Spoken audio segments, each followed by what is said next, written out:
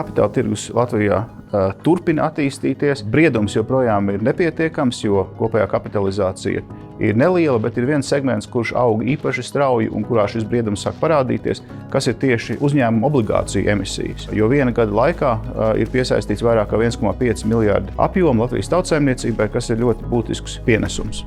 Tirgus attīstībai nākamajos gados pirmkārt svarīga ir institucionālā stabilitāte. Ar to mēs domājam spēles noteikumu stabilitāti, spējas noteikumu uzlabošanās, kas gan attiecās uz nodokļu sistēmu, piemēram, kapitāla pieaugumu, kas attiecās uz valsts uzņēmumu ienākšanu kapitāla tirgū, kas attiecās uz uzņēmēju interesi turpināt attīstīties un turpināt interesēties par kapitāla tirgus piedāvājumiem. Jo mēs no barometra ļoti labi varam redzēt, kā par kapitāla tirgu komfortabli var runāt un saprot to aptuveni puse no uzņēmējiem. Savukārt 24% min izpratnes trūkumu kā galveno šķērsli, kāpēc viņi šādu finansēšanas iespēju neizskata. Tā kā šeit mums ir diezgan liels potenciāls kā valsts pusē, tā arī uzņēmēju pusē. Turpmākajos gados mums principā ir iespēja tikai augt, jo mūsu sākotnējais līmenis ir samērā zems. Es domāju, ka obligāciju tirgus segments tuvākajos gados būs tā galvenā lokomotīva, un viņš turpinās augt no pašreizējā 1,5 miljārdu līmeņa. Es ceru arī, ka valsts uzlabos nodokļu režīmu.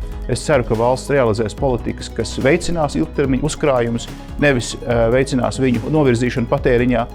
Un es arī veicinu, ka turpināsies privāto uzņēmēju interese par kapitāla tirgu, un tā tikai augs.